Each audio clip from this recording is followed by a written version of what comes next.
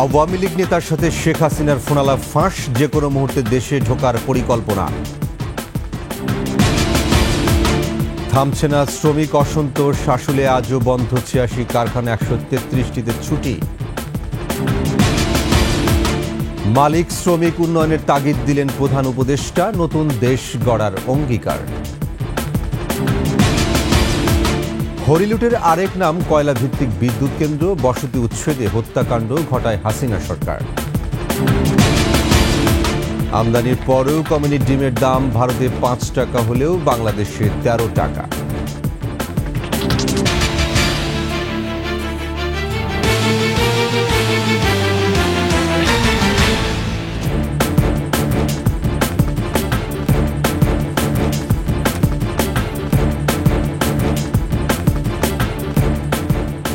শুনছিলেন first security ইসলামী bank PLC সংবাদ শিরোনাম। আমন্ত্রণ রাতের ২১ সংবাদ, সাথে আছে আমি ওয়াহিদুজ্জামান।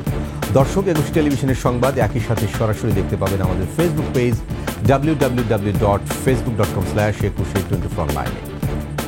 এছাড়া সাবস্ক্রাইব করতে পারেন www.youtube.com/21TV চ্যানেলে। এছাড়াও সংবাদ আরও থাকছে। চলন বিলের জমি দখল করে পলকের মা বাবার নামে ফাউন্ডেশন, স্ত্রী শালকের সম্পদের পাহাড়।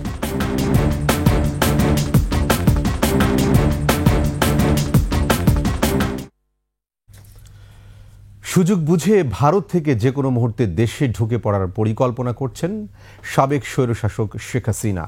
তানভীর নামের যুক্তরাষ্ট্র প্রবাসী এক আওয়ামী লীগ নেতার সঙ্গে ফোনালাপ থেকে এমন বক্তব্য বেরিয়ে এসেছে। ফাঁস হওয়া ফোনালাপটি ভাইরাল গণমাধ্যম সহ সামাজিক যোগাযোগ মাধ্যমেও। আরও জানাচ্ছেন মোহাম্মদ তরিকুল ইসলাম। আমি দেশের কাছাকাছি আছি, চট করে ঢুকে পড়ব, এমন কথা বলতে শোনা গেছে পালিয়ে যাওয়া স্বৈরশাসক শেখ হাসিনার একটি অডিও রেকর্ডে। আমি কিন্তু আমাদের দেশের খুব কাছাকাছি আছি। জি আপা, খুব শুনে শান্তি লাগলো আপা। অত দূরে নাই, আমি খুব কাছাকাছি আছি। জি আপা, আমি চট করে ঢুকে পড়তে পারি। আওয়ামী লীগ এখন অপেক্ষায় রয়েছে মার্কিন নির্বাচনের দিকে, তাই নজর রাখতে বলেছেন শেখ হাসিনা।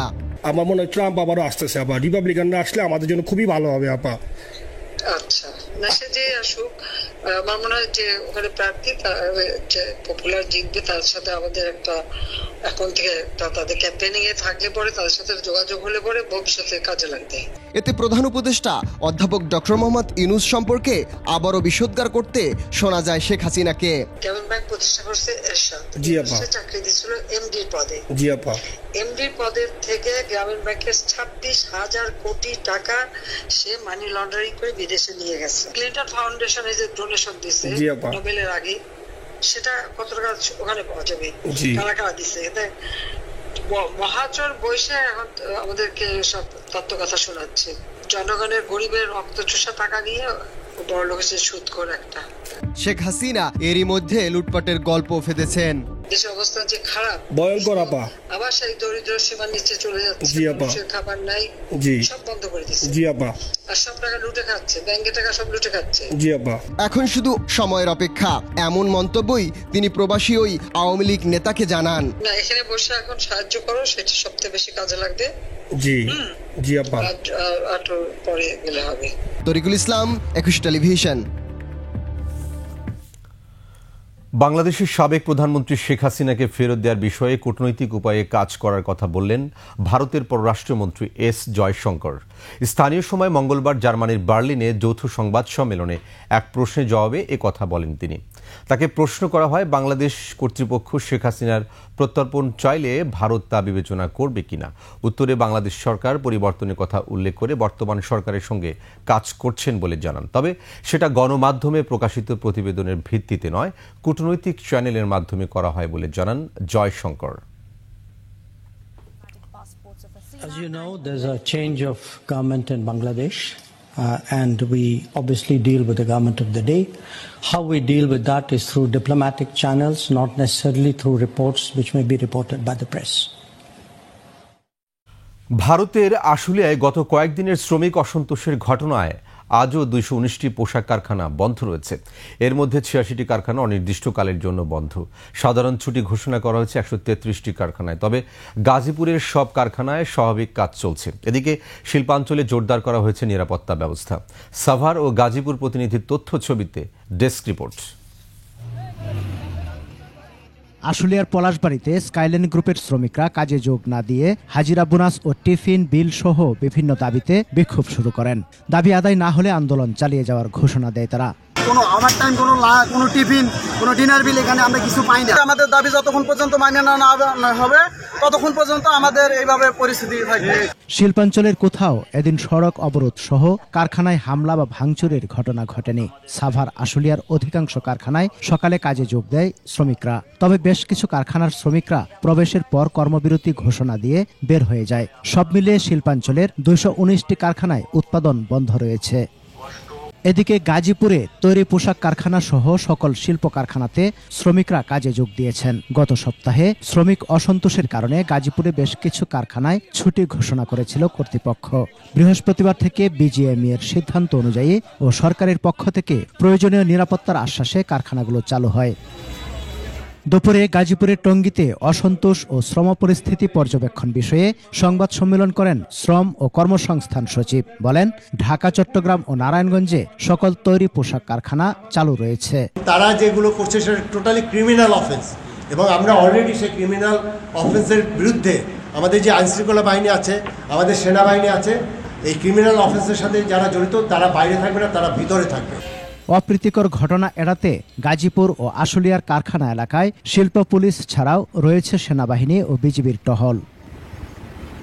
সমর ইসলাম, ডেস্ক রিপোর্ট, 21 টেলিভিশন। দ্রুততম সময়ের মধ্যে শ্রমিক অসন্তোষ নিয়ন্ত্রণে আসবে বলে জানিয়েছেন অন্তর্বর্তী সরকারের শ্রম কর্মসংস্থান উপদেষ্টা আসিফ মাহমুদ সজীব ভুঁইয়া। এ সময় তিনি বলেন, কোনো শ্রমিক তাদের কারখানায় হামলা করেনি, বেকার সংঘের লোকজন এ হামলার সাথে জড়িত। এদিকে এ সময় পরিবেশ, বন ও জলবায়ু পরিবর্তন মন্ত্রণালয়ের উপদেষ্টা সৈয়দা রিজওয়ানা হাসান বলেন, 6টি কমিশনের ফলাফল রাজনৈতিক দলগুলোর আন্তরিকতার উপর নির্ভর করবে। ফরেন সার্ভিস একাডেমিতে উপদেষ্টা পরিষদের বৈঠক শেষে এসব কথা বলেন তারা। বিভিন্ন ফ্যাক্টরিতে হামলার চেষ্টা করেছে, অনেক ফ্যাক্টরিতে শ্রমিকরা বেরিয়ে এসে সেটাকে প্রতিহত করেছে। এবং আপনারা জানেন যে বেকার যুব সংঘের একজনকে নেত্রকোনা থেকে অ্যারেস্ট করা হয়েছে গাড়ি ভাঙচুর এবং কারখানায় হামলার অভিযোগে, এবং পাওয়া গেছে তিনি ছাত্রলীগের পোস্টেড নেতা ছিলেন ওই এলাকার। প্রথম থেকে আমরা মত বিনিময়ে তাদেরকে অন্তর্ভুক্ত করেছি। এক পর্যায়ে আমরা সংলাপে যাব। ওই সংলাপের মাধ্যমে রাজনৈতিক মতৈক্য গড়ে সংস্কার বিষয়ে সুনির্দিষ্ট অঙ্গীকার, সুনির্দিষ্ট কোনো ক্ষেত্রে সংশোধনী এনে তারপরেই আমরা নির্বাচনের কথা ভাবছি। এবং রাজনৈতিক দলগুলো ইতিমধ্যে স্পষ্ট করেছেন যে আগে সংস্কার, পরে তারা নির্বাচনে যেতে চান। শ্রমিক মালিকের সম্পর্ক উন্নয়ন করার আহ্বান জানিয়েছেন প্রধান উপদেষ্টা ডক্টর মোহাম্মদ ইউনূস।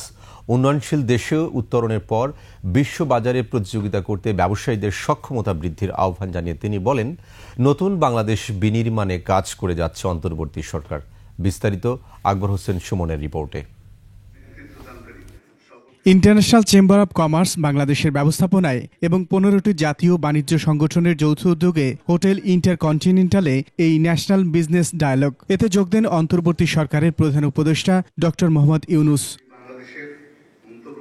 অর্থনৈতিক পরিস্থিতি উন্নয়ন ও ব্যবসার অনুকূল পরিবেশ ফিরিয়ে আনতে সরকারকে অনুরোধ জানায় আইসিসি। অর্থ ও বাণিজ্য উপদেষ্টা ব্যবসায়ীদের কাজে সব বাধা দূর করার আশ্বাস দেন।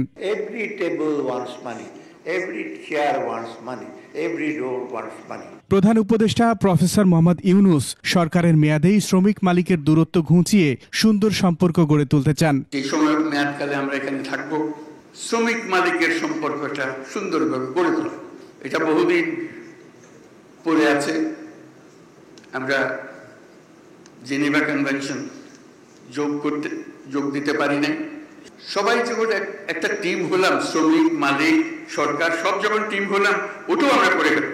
বিশ্ববাজারে প্রতিযোগিতা করতে ব্যবসায়ীদের প্রস্তুতি নেওয়ার আহ্বান জানান প্রধান উপদেষ্টা। যে উত্তরণটা হচ্ছে, যে নতুন পুরনো বাংলাদেশ থেকে নতুন বাংলাদেশের যে উত্তরণ, সেটা কঠিন কাজ, কিন্তু মন ঠিক করে ফেললে সেটাও উত্তরণ করা যায়, সেটাও পার হওয়া যায়।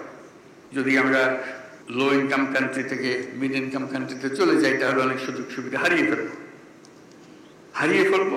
কিন্তু সেই প্রতিযোগিতায় শক্ত প্রতিযোগী হবার জন্য আমরা সামর্থ্য অর্জন করতে চাই, আমরা পেছনে থাকতে চাই।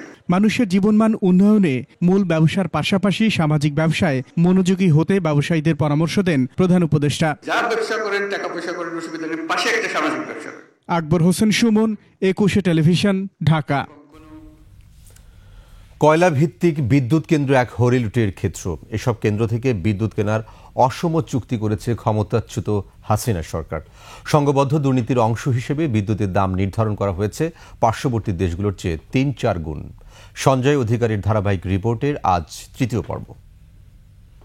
1200 মেগাওয়াট আল্ট্রা সুপার ক্রিটিক্যাল কয়লা ভিত্তিক বিদ্যুৎ কেন্দ্র নির্মাণ কাজের ভিত্তিপ্রস্তরে উদ্বোধন করছি।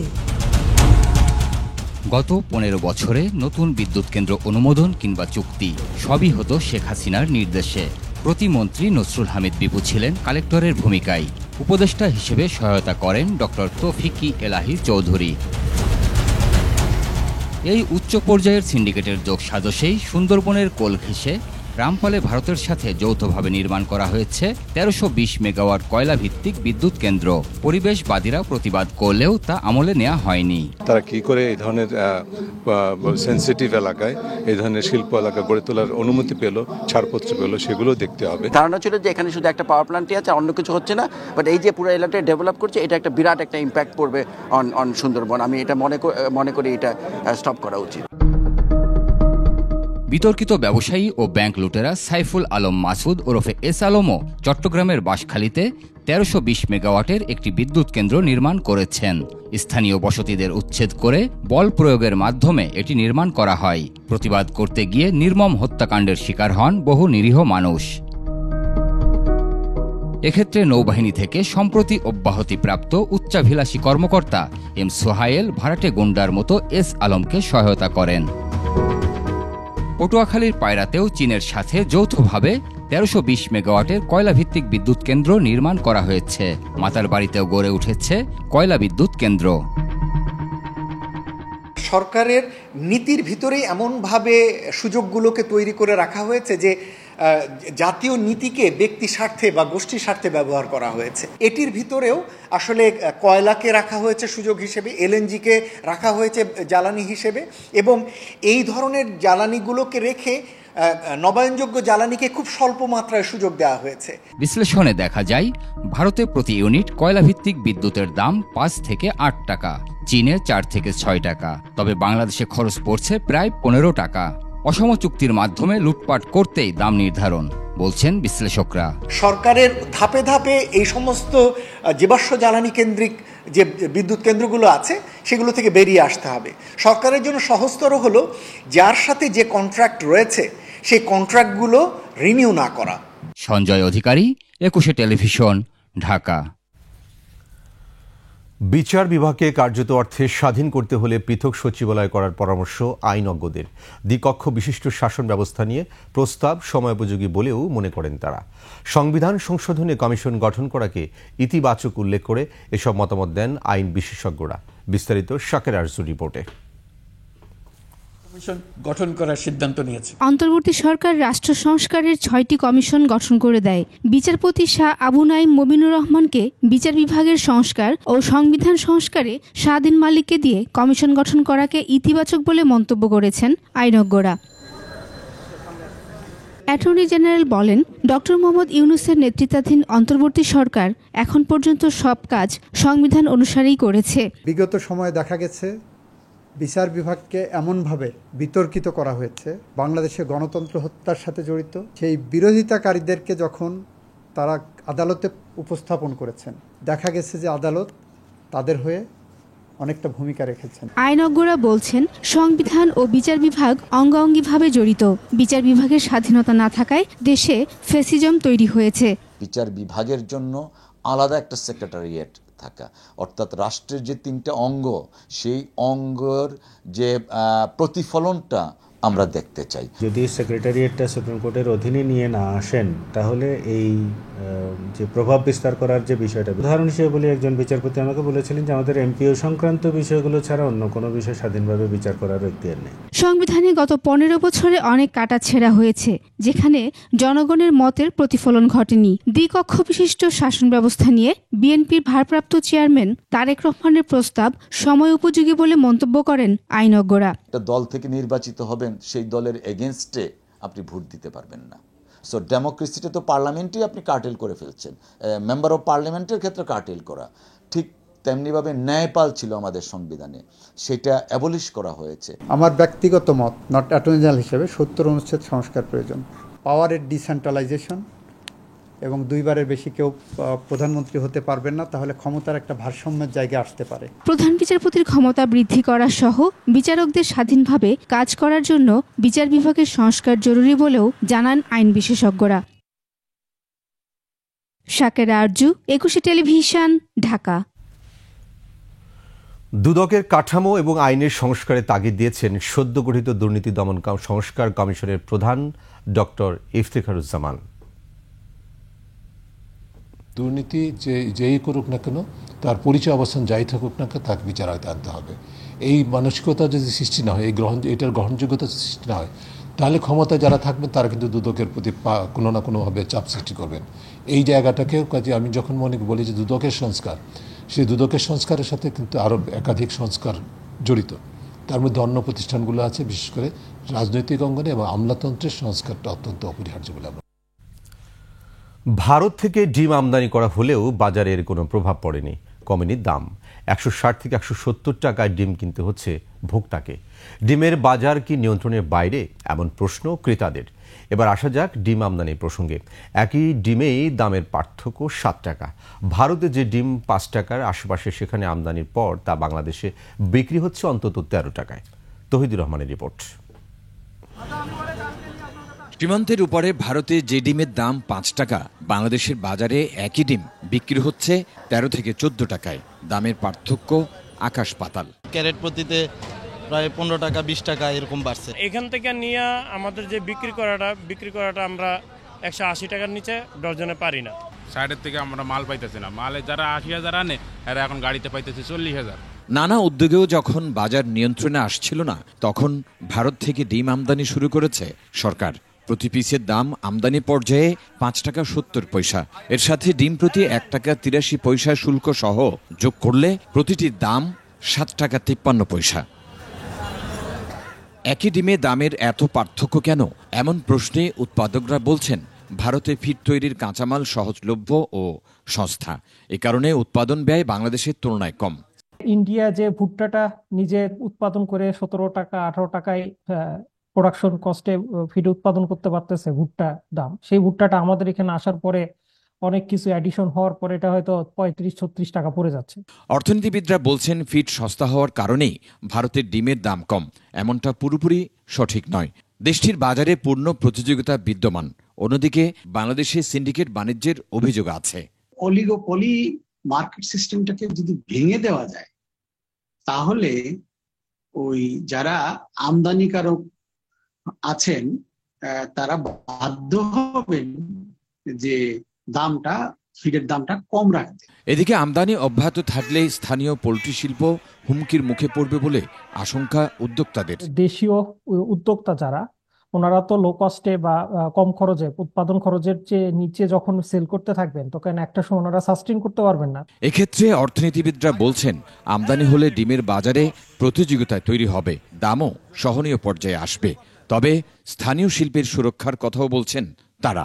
খামারিরা আছে, তাদেরকে ডিম উৎপাদনে উৎসাহিত করতে হবে এবং তারা যাতে অপেক্ষাকৃত কম খরচে ডিম উৎপাদন করতে পারে, এই বিষয়ে সরকারের প্রয়োজনীয় সহযোগিতা করতে হবে।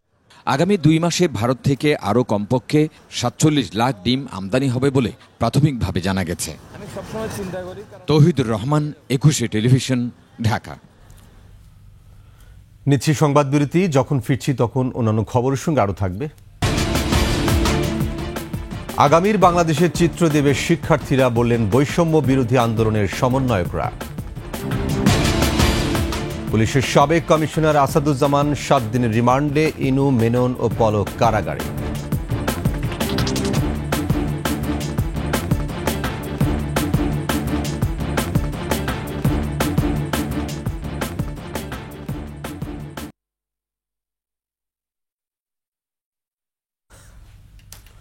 আবার আমন্ত্রণ রাতের 21 সংবাদে। ফ্যাসিবাদী সরকারের শাসন ও শোষণ মানুষকে বুঝিয়ে দেওয়ার শিক্ষার্থীদের কর্তব্য বলে মন্তব্য করেছেন বৈষম্য বিরোধী ছাত্র আন্দোলনের কেন্দ্রীয় সমন্বয়ক হাসনাত আব্দুল্লাহ। আরেক সমন্বয়ক সার্জিস আলম বলেছেন, আগামীর বাংলাদেশের চিত্র দেবে শিক্ষার্থীরা। প্রতিনিধিদের তথ্য ছবিতে ডেস্ক রিপোর্ট। কক্সবাজারে বৈষম্য বিরোধী ছাত্র আন্দোলনের নেতাকর্মীদের সাথে মতবিনিময় সভায় কেন্দ্রীয় সমন্বয়ক হাসনাত আব্দুল্লাহ বলেন, স্বৈরাচার পতন আন্দোলনের শহীদদের রক্তের ঋণ পরিশোধে চাঁদাবাজি, টেন্ডারবাজি ও সব ধরনের দুর্নীতির বিরুদ্ধে ঐক্যবদ্ধ থাকতে হবে। আমাদের সমাজে বিদ্যমান, রাষ্ট্রে বিদ্যমান, পরিবারে বিদ্যমান যে দুর্নীতি রয়েছে, চাঁদাবাজি রয়েছে, টেন্ডারবাজি রয়েছে এবং সমাজ বিচ্ছিন্ন যত অপকর্ম রয়েছে, সেগুলোর বিরুদ্ধে আমাদের ছাত্র নাগরিকের আমাদের ঐক্যবদ্ধ অবস্থান থাকতে হবে। এদিকে টাঙ্গাইলের শহীদ স্মৃতি পৌর উদ্যানে ছাত্র নাগরিক মতবিনিময় সভা অনুষ্ঠিত হয়। এ সময় সার্জিস আলম বলেন, ছাত্র জনতা রক্তের বিনিময়ে গণ অভ্যুত্থান ঘটিয়েছে, তাই সকল অন্যায় প্রতিহত করতে সবাইকে সোচ্চার হতে হবে। আগামীর যে বাংলাদেশ হবে, সেই বাংলাদেশের নেতৃত্ব আপনারা দিবেন। আমরা চাই ওই সংসদে গিয়ে আপনি একজন এমপি হবেন, একজন মন্ত্রী হবেন, একজন প্রধানমন্ত্রী হবেন। এদিকে বগুড়ায় স্থানীয় দুই গ্রুপের সংঘর্ষের কারণে সভা না করেই ফিরে যান কেন্দ্রীয় ও রাজশাহী জোনের সমন্বয়কেরা। পরে পুলিশ ও সেনাবাহিনী ঘটনাস্থলে গিয়ে পরিস্থিতি নিয়ন্ত্রণে আনে। এছাড়া হবিগঞ্জে মতবিনিময় সভার স্থান নির্ধারণ নিয়ে দু গ্রুপের মধ্যে উত্তেজনা দেখা দেয়। পরে পৌরসভা মাঠে সভা করার সিদ্ধান্ত নেওয়া হয়। তবে কর্মী সমর্থকরা না থাকায় শুধুমাত্র পরিচয় পর্ব শেষে ফিরে যান কেন্দ্রীয় সমন্বয়কেরা। Masum আলিসা, desk report, 21 television. 100 দিনের মধ্যে গণমাধ্যম কর্মী আইন প্রণয়নের উদ্যোগ নেওয়া হবে বলে জানিয়েছেন তথ্য সম্প্রচার উপদেষ্টা নাহিদ ইসলাম। সচিবালয়ে এক ব্রিফিংয়ে এ কথা জানান তিনি। উপদেষ্টা বলেন, সরকারের 1 মাসে জুয়া ও পর্নের বহু সাইট বন্ধ সহ দুর্নীতি বিরোধী পদক্ষেপ নেওয়া হয়েছে। ছাত্র জনতার অভ্যুত্থানে নিহতদের স্মরণে জুলাই স্মৃতি ফাউন্ডেশন করা হবে জানিয়ে তিনি বলেন, 21 সদস্যের ফাউন্ডেশন কমিটির সভাপতি থাকবেন ডক্টর মোহাম্মদ ইউনুস এবং শহীদ মুগ্ধের ভাই মীর মাহবুবুর রহমান স্নিগ্ধ। পূর্ণাঙ্গ তালিকা না হওয়ায় 14 সেপ্টেম্বর শহীদদের স্মরণ সভা হবে না বলেও জানান নাহিদ। নতুন কমিশন হবে, এটি স্টেক হোল্ডার মিটিং চলতেছে। স্টেক হোল্ডার মিটিং মাধ্যমে আমরা ইলেকট্রনিক মিডিয়া এবং যারা পত্রিকা সম্পাদক রয়েছে তাদের সাথে বসে মূলত তাদের প্রস্তাবনার ভিত্তিতেই আমরা এই কমিশনটা করতে চাচ্ছি। আমাদের প্রিন্সিপাল হচ্ছে আন্তর্জাতিক মানবাধিকার আইনের সাথে সাংঘর্ষিক বা গণমাধ্যমের বাক স্বাধীনতার সাথে সাংঘর্ষিক কোনো আইন আমরা রাখবো না আর কি। শিক্ষার্থী আবু সাঈদকে গুলি করে হত্যার ঘটনায় প্রধান 2 আসামি এএসআই আমির আলী ও কনস্টেবল সুজন চন্দ্র রায়কে 4 দিনের রিমান্ড শেষ হওয়ার একদিন আগেই আদালতে তোলা হয়েছে। ফলে তদন্ত নিয়ে সন্দেহ প্রকাশ করেছেন বাদী পক্ষের আইনজীবীরা। সন্ধ্যায় রংপুর মেট্রোপলিটন ম্যাজিস্ট্রেট আমলি আদালত 2-এর বিচারক আসাদুজ্জামানের আদালতে আসামিদের হাজির করা হয়। মামলার তদন্তকারী কর্মকর্তা আদালতকে জানান, আসামিদের জিজ্ঞাসাবাদে অনেক তথ্য মিলেছে। এ সময় আসামিদের কারাগারে পাঠানোর আবেদন জানান তিনি। পরে উভয় পক্ষের শুনানি শেষে 2 আসামিকে কারাগারে পাঠানোর আদেশ দেন আদালত। পরে সেনাবাহিনী ও পুলিশের নিরাপত্তায় তাদের কারাগারে পাঠানো হয়।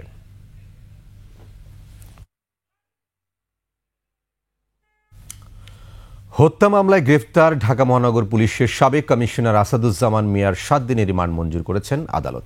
এদিকে জাসদ সভাপতি হাসানুল হক ইনু, ওয়ার্কার্স পার্টির সভাপতি রাশিদ খান মেনন, সাবেক প্রতিমন্ত্রী জুনায়েদ আহমেদ পলক ও সাবেক আইজিপি আব্দুল্লাহ আল মামুনকে রিমান্ড শেষে কারাগারে পাঠানো হয়েছে।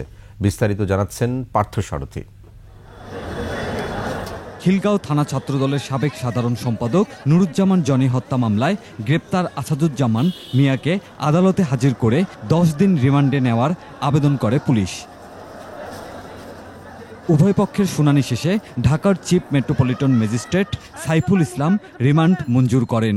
উভয় পক্ষের শুনানি অন্তে অবস্থা এই হত্যা মামলাটা খুব মর্মান্তিক বিষয় বিজ্ঞানের সামনে আনার কারণে এবং এজাহার এবং পিটিশনের গুণাগুণ বিশ্লেষণ করে বিজ্ঞ আদালত আসামির বিরুদ্ধে 7 দিনের রিমান্ড মঞ্জুর করে। আমরা বলেছি যে 302 এর মামলা 34 মামলা সর্বোচ্চ সাজা হয়, সেই মামলা একজন সন্দেহ বশবর্তী হয়ে সেই মামলা তৈরি হতে পারে না, এবং আমাদের জামিন নামঞ্জুর করেছেন। এদিকে জাসদ সভাপতি ও সাবেক মন্ত্রী হাসানুল হক ইনু, ওয়ার্কার্স পার্টির সভাপতি ও সাবেক মন্ত্রী রাশেদ খান মেনন, সাবেক প্রতিমন্ত্রী জুনায়েদ আহমেদ পলক ও সাবেক আইজিপি আব্দুল্লাহ আল মামুনকে পৃথক হত্যা মামলায় রিমান্ড শেষে কারাগারে পাঠানো হয়েছে। পার্থসারথী, 21 টেলিভিশন, ঢাকা। শিল্পক্ষেত্রে অস্থিরতার সৃষ্টির চেষ্টার বিরুদ্ধে সবাইকে ঐক্যবদ্ধভাবে থাকার আহ্বান জানিয়েছেন বিএনপির মহাসচিব মির্জা ফখরুল ইসলাম আলমগীর। রাজধানী নয়াপল্টনে দলের সমন্বয় সভা শেষে তিনি এই মন্তব্য করেন। সংস্কারের জন্য যৌক্তিক সময় দেওয়ার পাশাপাশি তিনি দ্রুত নির্বাচন অনুষ্ঠানেরও দাবি জানান অন্তর্বর্তী সরকারের কাছে। বিস্তারিত ওমর ফাহিমের রিপোর্টে। ছাত্র জনতার বিজয়কে পরিকল্পিতভাবে নস্যাৎ করার জন্য একটি বিশেষ গোষ্ঠী কাজ করছে বলেও আবারও সতর্ক করেন বিএনপি মহাসচিব। পতিত ফ্যাসিবাদ হাসিনা বিদেশে ভারতবর্ষে আশ্রয় নিয়েছেন এবং সেখান থেকে যে অপপ্রচার চালানো হচ্ছে আপনার এই বাংলাদেশ সম্পর্কে, মানুষের সম্পর্কে, এই অপপ্রচারগুলো কখনোই গ্রহণযোগ্য হতে পারে না। বাংলাদেশের মানুষ এটাকে অবশ্যই তারা প্রতিবাদ করছে। শিল্পক্ষেত্রে আপনার একটা অস্থিরতা সৃষ্টি করার চেষ্টা করা হচ্ছে। যারা দেশপ্রেমিক মানুষ আছেন তারা সবাই একযোগে ঐক্যবদ্ধ হয়ে এই ধরনের প্রবণতাকে তারা নস্যাৎ করে দেবেন। দলের একটি সমন্বয় সভা শেষে সাংবাদিকদের তিনি বলেন, রাষ্ট্রের বিভিন্ন প্রতিষ্ঠানের সংস্কার যেমন প্রয়োজন, তেমনি দ্রুত রাজনৈতিক সরকারেরও প্রয়োজন সমাজের ও দেশের স্বার্থে। আমরা আশা করি যে তারা যথাশীঘ্র সম্ভব স্বল্প সময়ের মধ্যে আপনার তাদের এই কাজগুলো শেষ করে তারা নির্বাচনের দিকে যাবেন। আমরা 15 তারিখে গণতন্ত্রের সমাবেশ অনুষ্ঠিত হবে, র্যালি হবে, এটা আপনারা মনে রাখবেন, এটা আপনারা জানাবেন প্রত্যেকটি বিভাগীয় শহরে, মহানগরে। এ সময় খালেদা জিয়ার বিদেশ যাওয়া নিয়ে কথা বলেন তার ব্যক্তিগত চিকিৎসক। চিকিৎসা যা হওয়া উচিত ছিল সেগুলো কোনো কিছুই সঠিকভাবে হয় নাই, যার জন্যই আজকে ওনার শারীরিক অবস্থা এই পর্যায়ে পৌঁছেছে। শারীরিকভাবে উনি একটু সুস্থ হলে ওনাকে যত দ্রুত বাইরের আধুনিক সেন্টারে নিয়ে দেখানো ছাড়া এবং তাদের ওপিনিয়ন নেওয়া ছাড়া আর কোনো জ্ঞাতন্তর নাই। ওমর ফাহিম, 21 টেলিভিশন, ঢাকা। সব ক্ষেত্রে সংস্কার দীর্ঘ সময় সাপেক্ষ মন্তব্য করে যৌক্তিক সময়ের মধ্যে নির্বাচন দেওয়ার দাবি জানিয়েছেন জামায়াত ইসলামের সেক্রেটারি জেনারেল অধ্যাপক মিয়া গোলাম পরওয়ার। চট্টগ্রামের সংগঠনের একটি অনুষ্ঠানে এই দাবি জানান তিনি। এ সময় তিনি আরও বলেন, স্বৈরাচার পতনের পরও বিদেশে বসে নানা ষড়যন্ত্র করছে দেশকে অস্থিতিশীল করার জন্য, তাই যৌক্তিক সময়ের মধ্যে নির্বাচন আয়োজন করার আহ্বান জানান এই জামায়াত নেতা। চট্টগ্রামের একটি কমিউনিটি সেন্টারে সংগঠনের সম্মেলনে সভাপতিত্ব করেন নগর জামায়াতের আমির মাওলানা মোহাম্মদ শাহজাহান।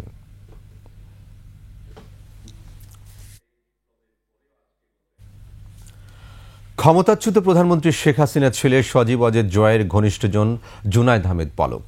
সাবেক আইসিটি প্রতিমন্ত্রী 5 বছরে 1000 কোটি টাকার মালিক হয়েছেন। দেশ বিদেশে কিনেছেন বাড়ি, ফ্ল্যাট। অর্থ বিদেশে পাচারের অভিযোগ রয়েছে তার বিরুদ্ধে। শুধু পলকই নয়, অবৈধ সম্পদের পাহাড় গড়েছেন তার স্ত্রী, শালক এবং সিংড়া উপজেলার 12 ইউনিয়ন পরিষদের চেয়ারম্যানরা।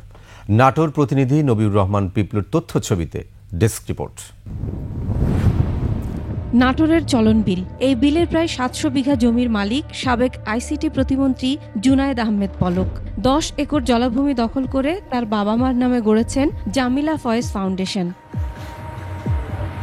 2008 সালে পলক প্রথমবার আওয়ামী লীগের সংসদ সদস্য হন। ওই সময় দেয়া হলফনামার তথ্য বলছে, পলকের সম্পত্তি ছিল 15 শতক কৃষি জমি, ব্যাংকে 50,000 টাকা এবং 60,000 টাকার আসবাবপত্র।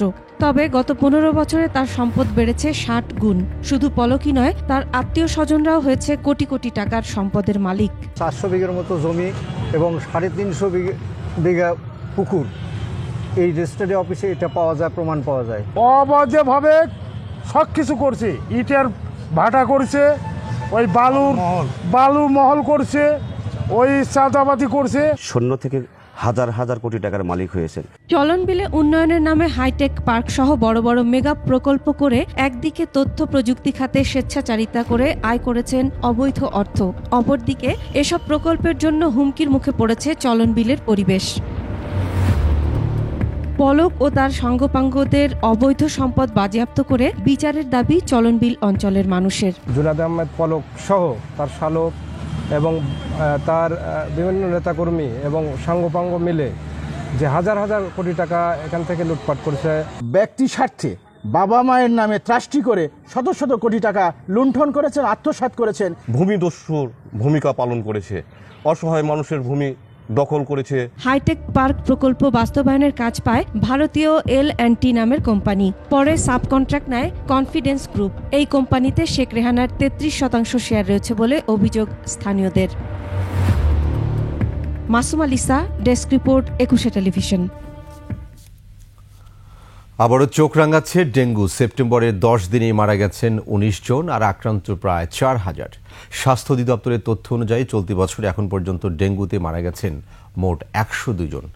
এখনই কার্যকর পদক্ষেপ না নিলে অক্টোবরে পরিস্থিতি আরও ভয়াবহ হতে পারে, শঙ্কা চিকিৎসক ও বিশেষজ্ঞদের। বিস্তারিত আহমদ অনিকের রিপোর্টে। রাজধানীর মুগদা মেডিকেল কলেজ হাসপাতালের ডেঙ্গু ওয়ার্ডের চিত্র। শয্যা খালি নেই, মেঝেতেই রাখা হয়েছে রোগীদের। বলা ধরা পড়ছে, রিপোর্ট বের করছি, আলট্রাসাউন্ড করছি, পরীক্ষা নিরীক্ষা করছি, ওইখানে ধরা পড়ছে। বলা মেডিকেল ভর্তি করছে, ওরা চিকিৎসা দিতে পারে না। প্রথমে বুঝতে পারি না, তো 3-4 দিন পরে পরীক্ষাটা করাইছি, তারপরে কালকে পজিটিভ আসছে। খিলগাঁও তিলপাপাড়া থেকে আসছি, 7 তারিখ এখানে ভর্তি হয়েছি। এই হাসপাতালে সেপ্টেম্বরের প্রথম 11 দিনে মোট ভর্তি হয়েছেন 1300-র বেশি ডেঙ্গু রোগী। মারা গেছেন 2 জন। আগস্ট মাসে চিকিৎসা নিয়েছেন প্রায় 3000। মৃত্যু হয়েছে 8 জনের। নারায়ণগঞ্জ, গাজীপুর, মানিকগঞ্জ এই জায়গার রোগীগুলি আসতেছে। আর ঢাকার ভিতরে তো বলতে পারেন মুগদা, মান্ডা এভাবেই সবসময় একটা রেড জোন হিসাবে পরিণত হয়। সাথে যাত্রাবাড়ি, শনি রাকড়া, এখান থেকে রামপুরা, বনশ্রী, বাসব এসব জায়গার রোগীগুলো আসতেছে এখানে। স্বাস্থ্য অধিদপ্তরের তথ্য বলছে, চলতি বছরের সেপ্টেম্বরের 11 তারিখ পর্যন্ত ডেঙ্গু আক্রান্ত হয়ে হাসপাতালে ভর্তি হয় প্রায় 17000 রোগী। মৃত্যু হয়েছে 102 জনের। হাসপাতালে ভর্তি ডেঙ্গু রোগীর অর্ধেকের বেশি ঢাকার বাইরের বাসিন্দা। এই তথ্য উঠে এসেছে পরিসংখ্যানে। পরিস্থিতি নিয়ন্ত্রণে দ্রুত কার্যকর পদক্ষেপ না নিলে ডেঙ্গু নিয়ন্ত্রণ কঠিন হয়ে পড়বে বলে শঙ্কা কীটতত্ত্ববিদদের। সেপ্টেম্বর মাস জুড়েই ডেঙ্গুর প্রকোপ থাকবে এবং এটিকে সেপ্টেম্বরে নিয়ন্ত্রণ করতে না পারলে অক্টোবর মাসেও পরিস্থিতি খারাপ হবে। তাই এই মুহূর্তে আমাদের 3টি কাজ করা খুব প্রয়োজন। একটি হচ্ছে হটস্পট ম্যানেজমেন্ট, দ্বিতীয়টা হচ্ছে ব্রিডিং সোর্স ম্যানেজমেন্ট, তৃতীয়টা হচ্ছে লার্ভিসাইডিং। এডিস মশা নিয়ন্ত্রণে স্থানীয় সরকার প্রশাসনকে দ্রুত কার্যকর পদক্ষেপ নেওয়ার তাগিদও দিয়েছেন তিনি। আহমদ অনিক, 21 টেলিভিশন, ঢাকা। আবার আমন্ত্রণ রাতের 21 সংবাদ। মালিক ও শ্রমিক যাতে ভুল বোঝাবুঝি না হয় সেদিকে নজর রেখে ওষুধ শিল্পকে এগিয়ে নিয়ে যেতে হবে বলে জানিয়েছেন আমির খসরু মাহমুদ চৌধুরী। গুলশানে বিএনপি চেয়ারপারসনের কার্যালয়ে বাংলাদেশ ঔষধ শিল্প অ্যাসোসিয়েশনের সাথে বৈঠকের পরে কথা বলেন তিনি। বলেন, ওষুধ শিল্পের মধ্যে আমাদের অনেক নির্ভরতা রয়েছে। এই শিল্পে মালিক শ্রমিকদের মাঝে যে অস্থিরতা রয়েছে তা মালিক ও শ্রমিকরা মিলে সমাধান করতে হবে। দেশ একটি অর্থনৈতিক অস্থিরতার মধ্য দিয়ে যাচ্ছে মন্তব্য করে সবাইকে একসাথে কাজ করার আহ্বান জানান আমির খসরু। আগামীতে আমাদের মালিক শ্রমিকদের মধ্যে যাতে কোনো ধরনের অস্থিরতা সৃষ্টি না হয়, ভুল বোঝাবুঝির সৃষ্টি না হয়। যদি কোনো সমস্যা হয়ে থাকে, যদি কোনো চাহিদা থাকে, সেটা মালিক আর শ্রমিকের একটা সমঝোতার মধ্যে আমাদেরকে সমাধান করতে হবে। 1 জানুয়ারি 2010 থেকে 5 আগস্ট 2024 পর্যন্ত সময়ে জোরপূর্বক গুম হওয়া ব্যক্তিদের সন্ধানের জন্য কমিশন অফ ইনকোয়ারি গঠন করেছে গণপ্রজাতন্ত্রী বাংলাদেশ সরকার। জোরপূর্বক গুমের ঘটনার ভিকটিম নিজে অথবা পরিবারের কোনো সদস্য বা আত্মীয় স্বজন বা গুমের ঘটনার প্রত্যক্ষদর্শী যে কোনো ব্যক্তি সশরীরে কমিশন কার্যালয়ে 15 সেপ্টেম্বর থেকে 30 সেপ্টেম্বরের মধ্যে লিখিতভাবে অভিযোগ দাখিল করতে পারবেন। এছাড়া অভিযোগে বর্ণিত গুমের ঘটনার সমর্থনে পর্যাপ্ত সাক্ষ্য প্রমাণাদি, সাক্ষীদের নাম ঠিকানার তালিকা সহ অভিযোগকারী ও ভিকটিমের জাতীয় পরিচয়পত্র দাখিল করার জন্য অনুরোধ করা হয়েছে।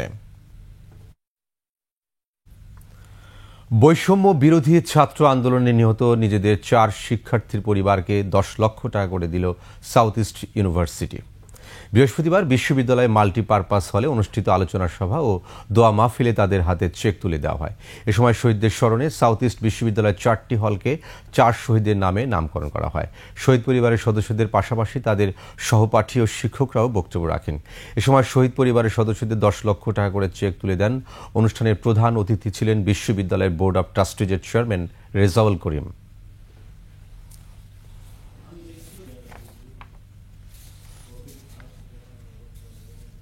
পাকিস্তানের মাটিতে স্বাগতিকদের 2 ম্যাচ টেস্ট সিরিজে হোয়াইট ওয়াশ করায় বাংলাদেশ জাতীয় ক্রিকেট দলকে সংবর্ধনা দিয়েছে অন্তর্বর্তী সরকারের প্রধান উপদেষ্টা ডক্টর মোহাম্মদ ইউনূস। এ সময় দলের অধিনায়ক জানান, এই সম্মান খেলায় আরও উৎসাহ যোগাবে। বিস্তারিত আবু হুরায়রা তামিমের রিপোর্টে। সংবর্ধনা অনুষ্ঠানে ক্রিকেটারদের স্বাগত জানান প্রধান উপদেষ্টা ডক্টর মোহাম্মদ ইউনূস। তিনি বলেন, পাকিস্তানের বিপক্ষে টেস্ট সিরিজ জয় ঐতিহাসিক অর্জন। অধিনায়ক নাজমুল হোসেন শান্ত বলেন, এই সম্মান আরো ভালো খেলার উৎসাহ যোগাবে। এখানে আসার পরে খুবই খুশি এবং আমি আশা করি যে এই সময়টা আমাদেরকে ভবিষ্যতে আরো অনুপ্রাণিত করবে। দেশের ক্রান্তিকালে এমন জয় পাওয়ায় খেলোয়াড়দের প্রশংসা করেন ক্রীড়া উপদেষ্টা আসিফ মাহমুদ সজীব ভুইয়া। আপনি জানেন এবং আমরা ইতিমধ্যেই পররাষ্ট্র মন্ত্রণালয় সংবর্ধনায় ছিলেন বিসিবি সভাপতি ফারুক আহমেদ, পরিচালক নাজমুল আবেদিন ফাহিম ও প্রধান নির্বাহী কর্মকর্তা নিজাম উদ্দিন চৌধুরী সহ অন্যান্যরা। আবু হুরায়রা তামিম, 21 টেলিভিশন।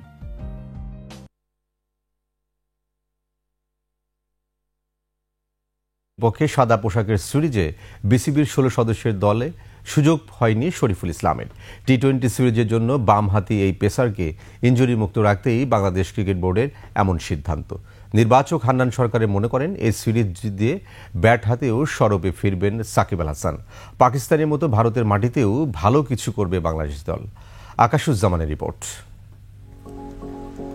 পাকিস্তান বধের মাস না পেরোতেই আরও একটি চ্যালেঞ্জের সামনে বাংলাদেশ দল। 1 সপ্তাহ পরেই ভারতের বিপক্ষে শুরু সাদা পোশাকের লড়াই। সেই সিরিজের জন্য চূড়ান্ত দল ঘোষণা করেছে বাংলাদেশ ক্রিকেট বোর্ড।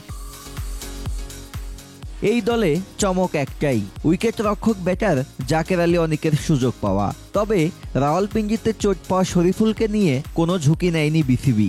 টি-20 সিরিজের দল ঘোষণার আগেই ফিট হবেন এই বাঁহাতি পেসার। স্কোয়াডে আমাদের এখন কমপ্লিট করার মতো বেশ কিছু প্লেয়ারকে আমরা রেডি করতে পেরেছি, এখন মতো ফিট আছে। তো সেই জায়গা থেকে শরীফুলের ইনক্লুশনে আমরা রিস্কে যাইনি। হোপফুলি যদি সময়ের সঙ্গে সঙ্গে রিকভারি করে আসে, টি-20তে ইনশাল্লাহ খেলতে পারবে।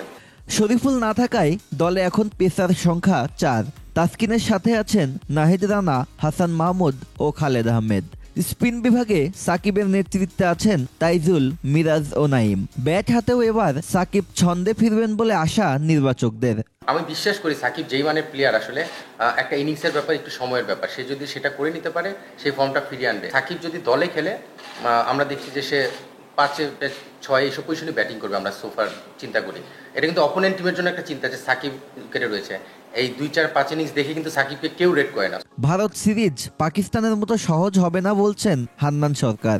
তবে আত্মবিশ্বাসী এই দলকে নিয়ে বাজি ধরতে প্রস্তুত তিনি। তাদেরকে হ্যান্ডেল করাটা তো অবশ্যই একটা চ্যালেঞ্জ থাকবে, বাট আমাদের প্লেয়াররা কিন্তু এমন না যে নতুন খেলছে। আপনি দেখবেন আমাদের ব্যাটিং লাইন আপটা বেশ এক্সপিরিয়েন্স একটা দল কিন্তু আমরা এখন। সো পেস যেহেতু আমরা হ্যান্ডেল করেছি সাকসেসফুলি, এখানে যদি স্পিনটা আমরা হ্যান্ডেল করতে পারি, আমার মনে হয় খুব ভালো কম্পিটিটিভ ম্যাচ আমরা আশা করতে পারি। এছাড়া নাজমুল হোসেন শান্তর দলে আছেন জাকির হাসান, মাহমুদুল হাসান জয়, সাদমান ইসলাম, মমিনুল হক, মুশফিকুর রহিম ও লিটন দাস। আকাশুজ্জামান, 21 টেলিভিশন। 5 ম্যাচ সিরিজের প্রথম টি-20তে শ্রীলঙ্কা নারী দলের বিপক্ষে 7 উইকেটে জিতেছে বাংলাদেশ এ দল। অক্টোবরে সংযুক্ত আরব আমিরাতে বসছে নারী টি-20 বিশ্বকাপের আসর। কাগজে কলমে দলের সিরিজ হলেও আসন্ন নারী বিশ্বকাপের প্রস্তুতির অংশ হিসেবেই জাতীয় দলের প্রায় সব ক্রিকেটারকে নিয়েই দল সাজিয়েছে বাংলাদেশ। জাতীয় দলের অধিনায়ক নিগার সুলতানা জ্যোতি ছাড়াও আছেন অভিজ্ঞ জাহানারা ও শামীম সুলতানারা। কলম্বোর পিসোরা ও ওভালে শুরুতে ব্যাট করতে নেমে 7 উইকেটে 112 রানে পুঁজি করে স্বাগতিক শ্রীলঙ্কা। জবাবে 18 ওভারে 5 বলে 3 উইকেট হারিয়ে জয় তুলে নেয় বাংলাদেশ এ দল। বৈষম্য বিরোধী আন্দোলনে নিহত রিকশা চালকের স্ত্রীর হাতে অর্থ তুলে দিয়েছেন মেহেদী হাসান মিরাজের বাবা মা। ব্যাট হাতে 155 রান, বল হাতে 10 উইকেট। পাকিস্তানের মাটিতে 2 টেস্টের সিরিজে ছিল মিরাজের অলরাউন্ড পারফরম্যান্স। সুইডিশ সেরা স্মারক আর অর্থ পুরস্কারের ডামি চেক হাতে নিয়ে মিরাজ ঘোষণা দিয়েছেন সুইডিশ সেরা প্রাইজ মানি বৈষম্য বিরোধী ছাত্র আন্দোলনে নিহত রিকশা চালকের পরিবারকে দেবেন। ঘোষণা অনুযায়ী নিহত সেই রিকশা চালকের পরিবারের কাছে প্রাইজ মানির অর্থ তুলে দেওয়া হলো। নিজের ফেসবুক পেজে খবরটি জানিয়েছেন মিরাজ।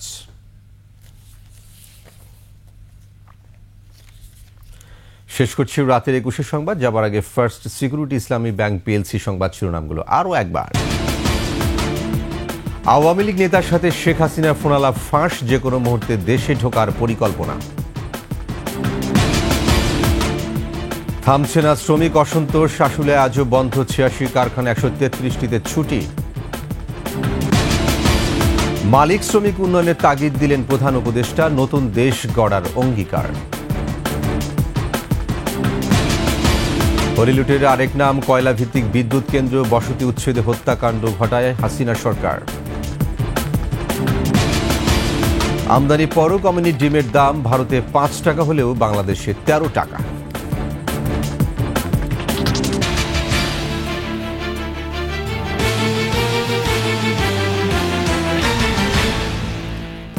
সর্বশেষ সংবাদ জানতে ডায়াল করুন 202 নম্বরে, আর ভিজিট করুন 21-tv.com ওয়েবসাইটে। ফেসবুকে ভিজিট করতে পারেন www.facebook.com/2124online। এছাড়া সাবস্ক্রাইব করতে পারেন www.youtube.com/21 চ্যানেলে। এতক্ষণ সঙ্গে থাকার জন্য ধন্যবাদ। পরবর্তী সংবাদ রাত 12টা 55 মিনিটে দেখার আমন্ত্রণ রইল। 21-এর সাথে থাকুন।